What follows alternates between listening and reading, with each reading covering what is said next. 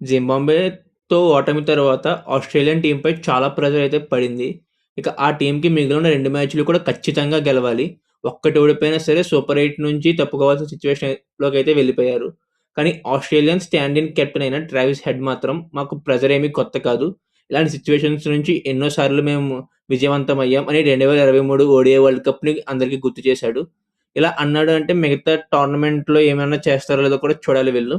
ఇంకా ఆస్ట్రేలియాకి ఈ టోర్నమెంట్‌లో ఇప్పుడు జరిగిన మంచి విషయం ఏదైనా ఉందా అంటే అది స్టీవ్ స్మిత్ ఇంజ్యూరీ రీప్లేస్‌మెంట్‌లో టీమ్‌లోకి రావడమే. రీసెంట్‌గా తను ఉన్న టీ20 ఫార్మ్‌కి అలాగే తనకున్న ఎక్స్‌పీరియన్స్ ఇప్పుడు ఆ టీమ్‌కి ఎంతో అవసరం పడుతుంది. ఇక శ్రీలంకకి చూసుకుంటే ఆడిన 2 మ్యాచెస్ కూడా గెలిచి వస్తున్నారు కాబట్టి ఈ మ్యాచ్‌లో వాళ్ళకి కొంచెం కాన్ఫిడెన్స్ ఉంటుంది. అలాగే హోమ్ గ్రౌండ్‌లో అడ్వాంటేజ్‌ని కూడా తీసుకుంటారు. పైగా ఆస్ట్రేలియన్ ప్లేయర్స్‌తో కంపేర్ చేసుకుంటే వీళ్ళ ప్లేయర్స్ కొంచెం ఫామ్‌లో ఉన్నారనే చెప్పొచ్చు. పైగా ఈ మ్యాచెస్ అన్నీ కూడా శ్రీలంకలో జరుగుతున్నాయి కాబట్టి, శ్రీలంకన్ ప్లేయర్స్‌కి చాలా అడ్వాంటేజ్ అయితే ఉంటుంది. ఆస్ట్రేలియన్ బ్యాటింగ్ లైనప్‌లో అంత అగ్రెసివ్ ప్లేయర్స్ ఉండడం వల్ల, వాళ్ళకి ఈ లాంగ్ బౌండరీస్ క్లియర్ చేయడం కొంచెం ఇబ్బంది అయితే అయిపోతుంది. ఎందుకంటే అగ్రెసివ్‌నెస్‌లో వెళ్లి సిక్సెస్, ఫోర్స్ కోసం వెళ్తారు. సో, దాంతో క్యాచ్ ఔట్‌గా అయిపోతున్నారు.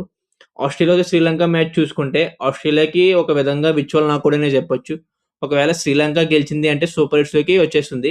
లేదు ఆస్ట్రేలియా అయితే టోర్నమెంట్ నుంచి నాకౌట్ అయిపోతుంది. లేదు ఒకవేళ ఆస్ట్రేలియా గెలిస్తే గనక వాళ్ళకి ఇంకా సూపర్ 8 రేస్‌లో ఉంటారని చెప్పొచ్చు. ఇక ఈ మ్యాచ్ విషయంలోకొస్తే శ్రీలంకలోని పల్లకెల్లె ఇంటర్నేషనల్ స్టేడియంలో జరగబోతుంది. ఇది చూసుకుంటే మంచి ఫస్ట్ బ్యాటింగ్ వికెట్ అని చెప్పొచ్చు. కానీ రీసెంట్ ఫార్మ్స్ చూస్తే డ్యూ కారణంగా చేజింగ్ చేసే టీమ్స్ అయితే ఎక్కువ గెలుస్తున్నాయి. ఇక ఈ స్టేడియం రికార్డ్స్‌లోకి వెళ్తే మొత్తం 30 ఇంటర్నేషనల్ మ్యాచెస్ జరగ్గా బ్యాటింగ్ ఫస్ట్ చేసి గెలిచినవి 17, చేస్ చేస్తూ గెలిచినవైతే 13. యావరేజ్ ఫస్ట్ ఇన్నింగ్స్ స్కోర్ 171 కాగా, యావరేజ్ సెకండ్ ఇన్నింగ్స్ స్కోర్ 150గా ఉంది. ఇక్కడ ఆడిన లాస్ట్ 10 మ్యాచెస్ చూస్తే రన్స్ కొట్టడంలో పెద్ద మార్పు లేనప్పటికీ చేజింగ్ చేసిన టీమ్స్‌కి మాత్రం కలిసొస్తుందనే చెప్పొచ్చు. ఎందుకంటే ఈ మ్యాచెస్‌లో బ్యాటింగ్ ఫస్ట్ చేసి నెగ్గినవి 3, చేస్ చేస్తూ గెలిచినవి 6. యావరేజ్ ఫస్ట్ ఇన్నింగ్స్ స్కోర్ 167 కాగా, యావరేజ్ సెకండ్ ఇన్నింగ్స్ స్కోర్ 142గా ఉంది. ఈ మ్యాచ్ జరిగే టైం కూడా వర్షం పడే ఛాన్స్ అయితే ఉంది. ఒకవేళ నిజంగా వర్షం కనుక పడి ఈ మ్యాచ్ కనుక రద్దయిపోతే ఆస్ట్రేలియా ఈ టోర్నమెంట్ నుంచి ఆల్మోస్ట్ బయటికి వెళ్ళిపోయినట్లే. లేదు అంటే టాస్ గెలిచిన కెప్టెన్ అయితే ఖచ్చితంగా బ్యాటింగ్ ఫస్ట్ చేయడానికి ఇష్టపడతాడు. రైన్ ఎఫెక్ట్ ఉన్న గేమ్ కాబట్టి హై స్కోర్ పెడదామని చూస్తారు కదా టీమ్ అనేది. ఇంకా ఆస్ట్రేలియన్ టీమ్‌లో చేంజెస్ ఏమైనా చేస్తారు అంటే ఖచ్చితంగా స్టీవ్ స్మిత్‌ని టీమ్‌లోకి తీసుకొస్తారు. ఇక ఈ చేంజ్ అయితే వాళ్ళకి చాలా అవసరం. ఎందుకంటే వాళ్ళ అగ్రెసివ్‌నెస్‌ని కంట్రోల్ చేయడానికి ఒక యాంకర్ ఇన్నింగ్స్ ఆడే ప్లేయర్ కావాలి. దానికి స్టీవ్ స్మిత్ అయితే బాగా సెట్ అవుతాడు. ఇంకా స్మిత్ టీమ్‌లోకి రావడం వల్ల మ్యాట్ రెన్‌షా అయితే టీమ్ నుంచి బయటికి వెళ్ళిపోవాల్సొస్తుంది. ఆస్ట్రేలియా యొక్క ప్రాబబుల్ ప్లేయింగ్ 11 చూస్తే ఓపెనర్స్ ట్రావిస్ హెడ్ వాళ్ళ కెప్టెన్, అలాగే Steve Smith, Josh Inglis wicket keeper, Cameron Green, Tim David, Glenn Maxwell, Marcus Stoinis, Ben Dwarshuis, Nathan Ellis, Adam Zampa, Matthew Kuhnemann. ఆస్ట్రేలియాకి bowling డిపార్ట్‌మెంట్‌లో అంత ఇబ్బంది లేదు.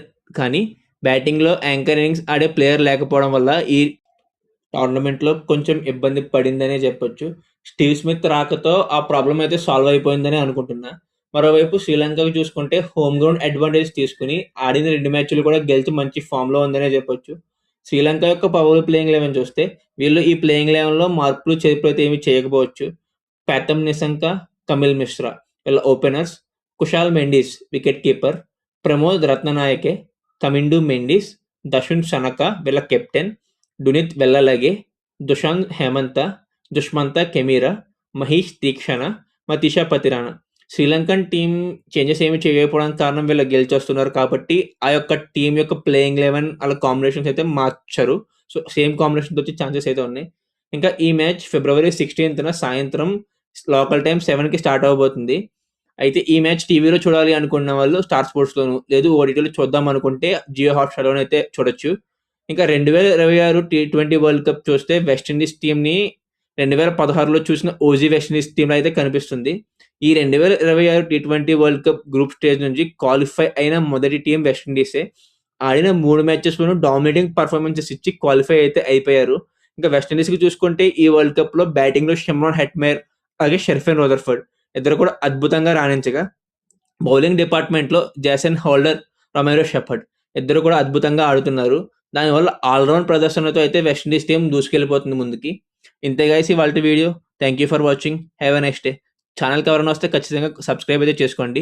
ఈ T20 వరల్డ్ కప్ అలాగే రానున్న IPLలో కూడా మనం వీడియోస్ అయితే డైలీ వస్తూనే ఉంటాయి. Thank you.